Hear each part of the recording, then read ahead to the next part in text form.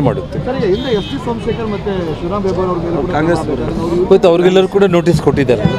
ಕಾಂಗ್ರೆಸ್ ಪರ ಅವರು ಬ್ಯಾಟಿಂಗ್ ಇವತ್ತು ನೋಟಿಸ್ ಅವ್ರಿಗೂ ಕೊಟ್ಟಿದ್ದಾರೆ.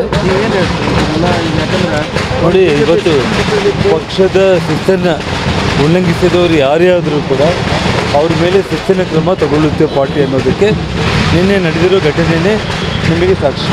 ಹಾಗಾಗಿ ಎಲ್ರಿಗೂ ಕೂಡ ಯಾರೇ ಆದರೂ ಕೂಡ ಪಾರ್ಟಿ ವಿಚಾರದಲ್ಲಿ ಶಿಸ್ತನ್ನು ಉಲ್ಲಂಘನೆ ಮಾಡಿದರೆ ಇವತ್ತು ಪ್ರಾರಂಭ ಆಗಿದೆ ನಿನ್ನೆಯಿಂದ, ಅದು ಹಾಗೆ ಮುಂದುವರಿಯುತ್ತೆ.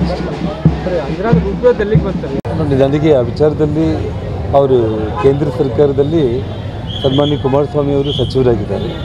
ಸೊ ರಾಜ್ಯ ಸಚಿವರು ಕೇಂದ್ರದಲ್ಲಿ ಕೆಲಸಗಳ ನಿಮಿತ್ತ ಅವ್ರಿಗೆ ಭೇಟಿಯಾಗೋದು ಸಹಜ. ಬಟ್ ಅವರು ಯಾವ ವಿಷಯಕ್ಕೆ ಮೀಟ್ ಆಗಿದ್ದಾರೆ ಏನು ಅನ್ನೋದು ನನಗೆ ಮಾಹಿತಿ ಇಲ್ಲ. ಸರ್, ಬರೋಡ ಕಂಪ್ನಿ ಬಗ್ಗೆ ನೀವು ಚರ್ಚೆ ಅವರು ಕೂಡ ಸಮ್ಮಿಶ್ರ ಸರ್ಕಾರದಲ್ಲಿ ಪಾರ್ಟ್ನರ್ ಆಗಿದ್ದಾರೆ, ರಾಜ್ಯಸಭಾ ಮೆಂಬರ್ ಇದ್ದಾರೆ, ದೇಶದ ಪ್ರಧಾನಮಂತ್ರಿಗಳಾಗಿ ಕೆಲಸ ಮಾಡಿದ್ದಾರೆ. ಅವ್ರನ್ನ ಜೊತೆಯಲ್ಲಿ ಕರ್ಕೊಂಡು ಹೋಗೋದ್ರಿಂದ ಒಂದಕ್ಕೆ ಎರಡು ಕೆಲಸಗಳಾಗ್ಬೋದು ಅನ್ನೋ ವಿಚಾರಕ್ಕೂ ಕೂಡ ಮೀಟ್ ಆಗಿದೆ. ಬಿಜೆಪಿ ಬರೋ ಸದಸ್ಯರು ಏನೈತೆ ಅಂತಾರೆ ಈ ರೀತಿ ಡಬಲ್. ನನಗೆ ಆ ವಿಷಯದಲ್ಲಿ ನನಗೆ ಸಂಪೂರ್ಣ ಮಾಹಿತಿನೇ ಇಲ್ಲ.